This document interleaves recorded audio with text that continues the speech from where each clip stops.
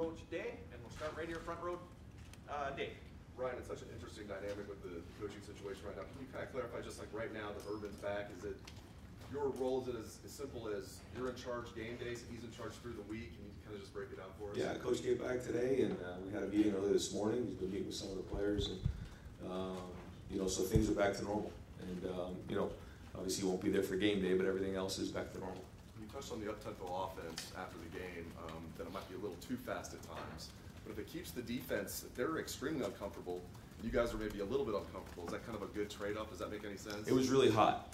I mean, it really was humid, even in warm-ups and leading up to the game. So it took a toll on both sides. So then it kind of got a little sloppy there for a little while. But we did play some depth in there, and I think that was to our advantage in the game, is that we have, almost 10 deep at receiver. We're 3 deep at tight end, and we actually rolled the offensive line at a couple points there in the first half. So that was to our advantage.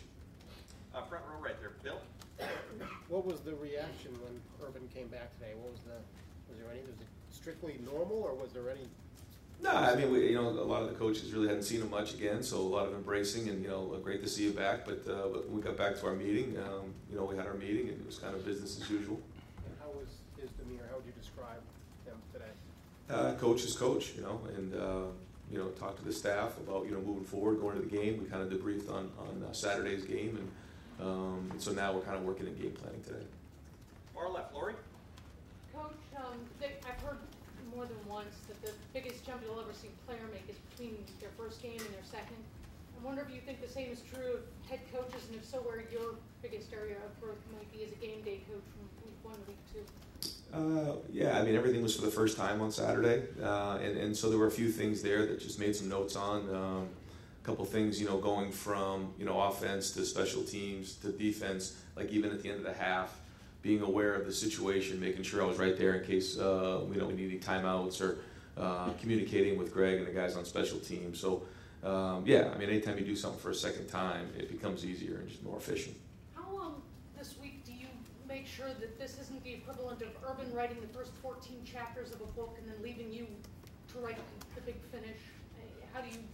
Well, I said it last week that so much of coaching is done during the week. So, today the game planning, the decisions that are made up to the game is really what most of the coaching is done. And then once we get on the field, the game plan's in, and now it's just a matter of calling the plays and kind of going from there. So yeah, I mean, it's kind of coach's back, and we're going with coach. And then once we get to the game, the decisions are almost made before we get there. So. Front row left, Bill.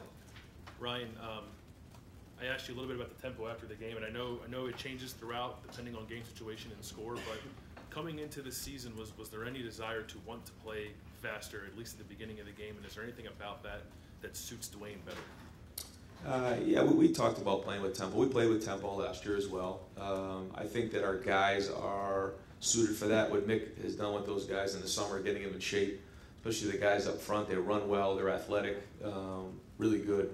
So that was kind of our thought process going into the season, was that we wanted to play with some tempo. And also, for a young quarterback at times, you get a feel for, does it stress him out, or does he feel more comfortable in that environment? And we found that it does make him feel a little bit more comfortable. All of our quarterbacks, they like playing fast, and so in the no-huddle offense, I think they feel comfortable playing at that speed. And then with you on the sideline and Kevin in the box and Urban not there to be part of the collaboration, just how did you feel the play calling went, and how did that maybe impact the speed at which you were able to play? I thought it was pretty efficient. I mean, it seemed like we were moving at a good clip. We were snapping the ball pretty fast. I think guys were getting up and getting set. Talked to the receivers, the quarterbacks, and the guys carrying the ball to get the ball to the official a little bit better so we could be more efficient. We looked at that on film. Thought that was good. But the overall operation I thought was clean. Second row left, Ari. Ryan, when it comes to Jordan Fuller, do you have an update on just how his hamstring's doing? And when you guys looked at the tape of some of the defensive breakdowns in the secondary, what did you guys see there? Was it just young kids making mistakes, or were there easy fixes there? Yeah, Greg's going to be coming up later, right? Yeah, so Greg can kind of address some of that stuff. But I think Jordan was a game-time decision coming down on the field.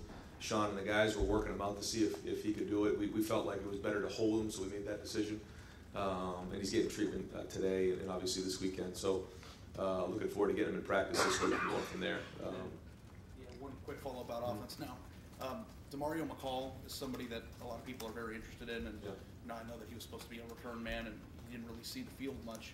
What's his status in terms of, is it just too many people return, it's going to be hard for him to get on the field, or what's just your general viewpoint of DeMario McCall's role on this team? Yeah, I mean he's part of a group that's pretty deep right now. So he's working his way up. He had a nice return in the game. I think it was 26 yards. Really did a nice job there. Ball was high, nice and tight. So ball security. So anytime you put that on film, that's just going to give us more and more confidence to put him back out there. Second row right, Tony? You mentioned the receivers and the depth, and I know one guy will have a big game this week, might be a little quieter next week. When Terry McLaurin, one of your leaders on the team, as you've only known him for a couple of years, but he's come a long way, and he's worked so hard, and he has a game like he did last week. What does that do for you as a coach? How does that make you feel? That was probably one of my, in terms of looking at the game and watching the film, something that was, I was proud of him, because Terry has put a lot of work in here. He's a captain. He's one of our best practice players. Practices really hard. He blocks really, really well. Does all those things. And so, like you said, there's been times in his career where it's faith without results, where just keep running the route, Terry, the ball's going to find you. Just keep running the route, and it did. And so, really happy for him. Well deserved. And I think that's a start to a great year for him. What does it say about that group where they can go a game without a catch, but nobody seems to mind? Yeah, it says a lot about that room and the leadership in that room. I think sometimes as receivers you can get selfish. I don't think that's a selfish group. I think they pull for each other, and they know that if we are playing fast and we are playing depth, that they need each other. And so I think they lean on each other, and so it does say a lot about that group. Front row left, Mitch? Ryan, obviously Mike Weber had a great day.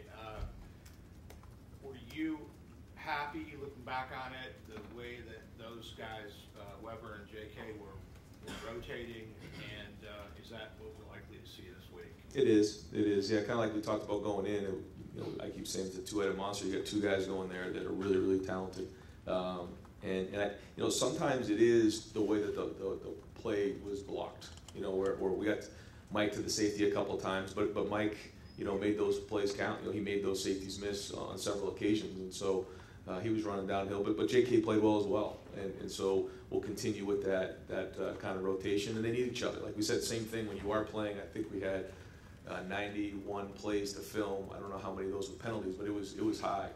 You need to play depth. And then you saw Brian and Master get in there and also run the ball when they had a chance as well. So good group as well. Fourth row left, Dan? Right. Obviously a little bit of a unique situation you've taken over the weekend. When exactly do you get the reins back for Saturday or for Friday night or whenever? And are you doing anything different to try to make sure that transition goes smoothly? No, we're going to kind of just pick it up from where it was when Coach was here. Coach, he'll be with the team on Friday. He can't be with them on Saturday. But other than that, we'll keep the routine, which is what we did last week. We did everything we would do normally, and now it's just great to have Coach back so we can keep this thing rolling. Did he beat everybody to the office this morning, and how eager was he to get back in? I don't know. Yeah, I know he was excited to get back here. Third row left, Dan? Ryan, now that you have a game as a head coach under your belt, do you feel like as you go into these meetings with Coach Meyer, with the rest of the coaches on staff, that you can take a little more influence, or that maybe you have a little bit different input than you had before?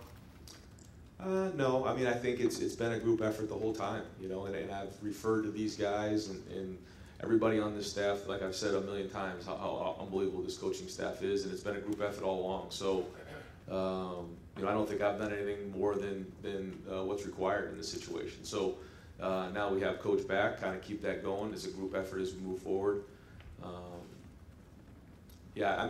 I also think that when you look at our staff, the way our staff is built, on offense, it's Kevin and I working together. And then we have, Greg, Tony, Brian, and the whole offensive staff. It is a collaborative effort. And, we take a lot of pride in that. Everybody has a certain area that they work on. So somebody might have third down, somebody might have short yardage, somebody has the run game first and second down. And so everybody adds that into the game plan, and that's what you'll see on Saturday. Did Coach Meyer give you an assessment on your performance this morning? I think that the comment he made was, you only had to punt once, huh? And I said, yeah, so that's a pretty good day. I said, yeah. So. Front row right, Austin? Ryan, one of the first things that Dwayne said when he came out on Saturday was talking about the interception, not the good stuff that happened. I imagine as a coach, that's kind of what you'd rather hear, that they're looking at the mistakes, not what they did well. And when you guys look at that play in particular, or maybe some others for Saturday, where do you see room for him to grow? Well, I think what happens is as you step up, into the conference and some of the games get a little tighter, the decisions that you make become more and more consequential. And so he needs to understand that. We all do. It wasn't just the throw either. There was a little bit of breakdown up front. He got forced to throw the ball a little bit sooner than he should have. And so that's how you can lose a game. And so we have to understand that, as a whole offense, one play can ruin your whole afternoon. And we have to be aware of that so that as the games get closer and closer, we're on top of that and we're, making good decisions to manage the game. One thing I do want to say about that interception, though, that was really remarkable was the effort on that play to tackle the ball carrier. It was a crazy play and the ball squirted out. And two guys in particular, if you go back and watch the film, that ended up getting them down was Benjamin Victor and then Isaiah Prince. And to see 59 running the length of the field to make that tackle was really amazing. Wasn't a fun play to watch. It was a mess, but the effort on that play to get him down was remarkable. When it comes to getting Tate involved, was that, when he came in that first time, was that always part of the plan? Can you take me through just how you approach maybe not disrupting the offense, getting Tate involved, how that plan will go moving forward? I think it'll change as we go into each week, and what we see with the defense. We want to kind of get him in the game. How it plays out, can't really predict how that's going to work, but we definitely want to get him in the game and let him go play. Front row left, Doug. Ryan, just to clarify, did you move your stuff out of Urban's office last night or this morning? I think you know the answer to that. Dwayne, it seems like Dwayne throws in rhythm. It's the middle of the field, those intermediate throws. Just how comfortable is he making those throws, and how good is he at sort of just evaluating, this is where this should go, my guy's there, let's do it. Yeah, the ball comes out of his hand quick, as you can see, and he does. He's a rhythm passer. But so much of that has to go with the protection. When he has a nice pocket and the guys are doing a good job in protection, the spacing is right, the separation with the receivers is right, then that's when you can see we get into a rhythm, we get into a tempo. That part's good. If there's a breakdown anywhere along the line, that's where you can disrupt a passing game. So we spent a lot of time talking about that in our offensive line, and Coach Studd does a great job in protection. We have to block some really good guys on defense every day, so that helps us in these situations. But it is a collaborative effort. He does get the ball out, quickly though, and he's accurate when he throws it. Why did he throw the ball 50 yards down the field? Why what? Why didn't he just throw 50-yard deep balls every play? He's got a big arm. Why aren't you guys just calling shots after shot after shot after shot? Well, first off, if based on what the defense is giving you, so if that corner's playing really, really soft and they're giving you stuff underneath because maybe they're respecting our speed, then you have to take the stuff that's underneath. Secondly, when you're playing fast, if you run a guy all the way down the field and possibly miss the throw, it takes a long time for him to get all the way back. So that all that stuff goes into consideration. But you have to take what the defense is giving you. You can't force things down the field. And that's, some young guys want to do that. They want to take their shots. They get hungry. They want to take a shot down the field. Well, if there's a safety sitting in the middle of the field at 25 yards, you can't throw a post. And so that's all part of maturing. Over to the right, Ben.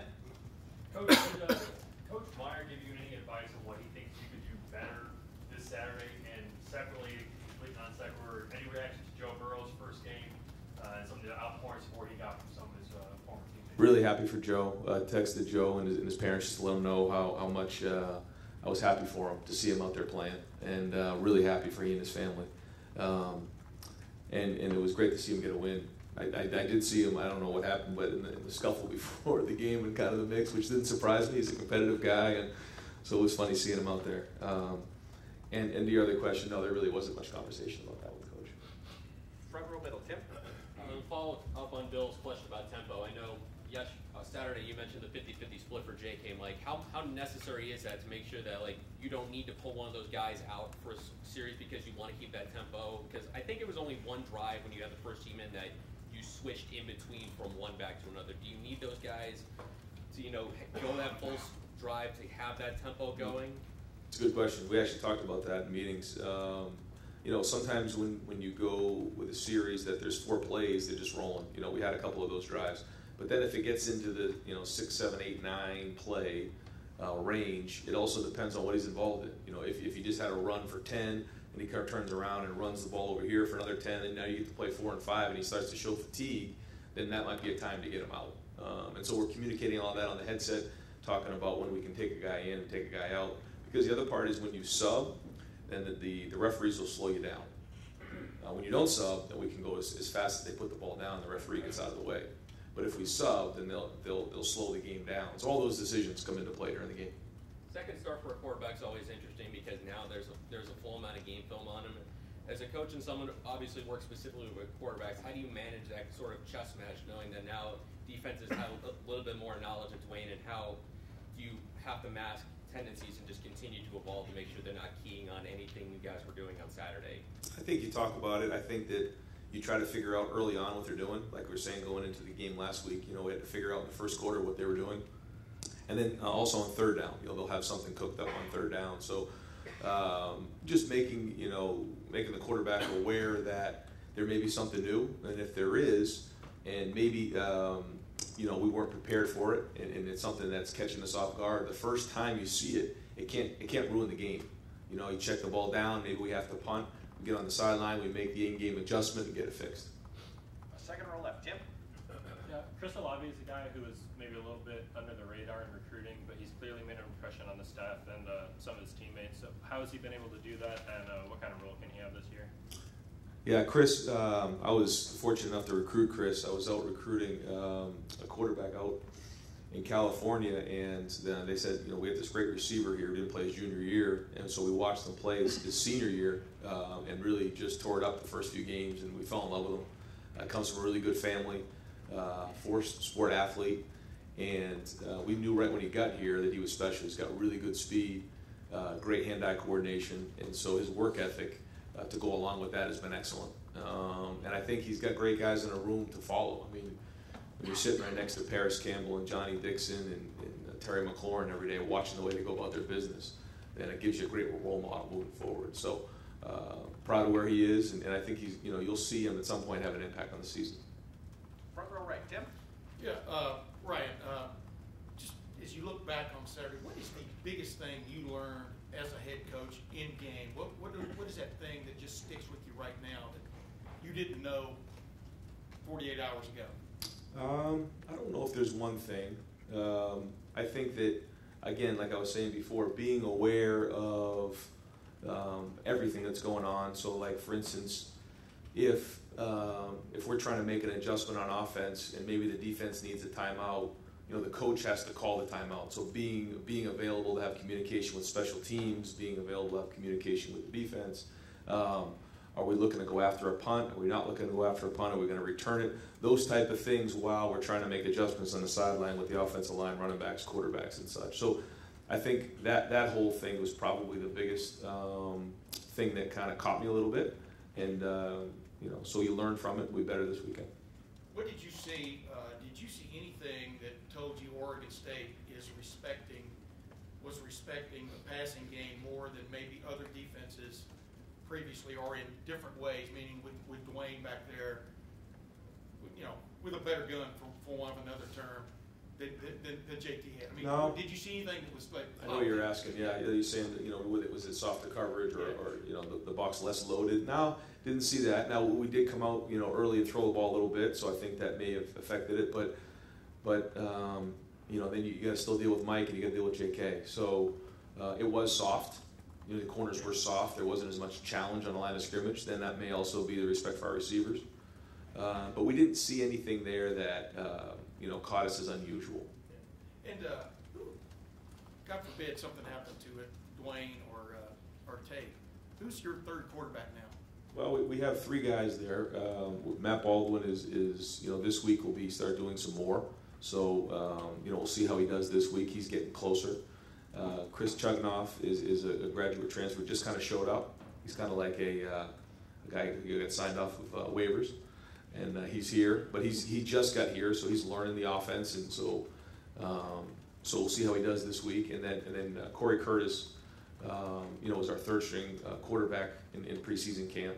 So all three of those guys are kind of helping out a little bit. They're all working to improve, and I think as the next couple of weeks progress, we'll have a better idea who that guy is. One last question. When Urban showed up today, was it obvious in meetings and stuff that he didn't just sit around for a month? I mean, could you tell he was up on Rutgers, up on maybe Texas Christian? What was the sense you got of him and the homework he did in his off time? Oh yeah, no, Coach was right in tune with everything that was going on. Yeah, right from the start today. We've got time for one more question. Back row middle, Murph. Kind of following up on Bill's question about the deep passes, was it a plan to attack deep given Dwayne's arm, or do you just kind of have to go into a game, like you said, take what the defense gives you and approach it that way?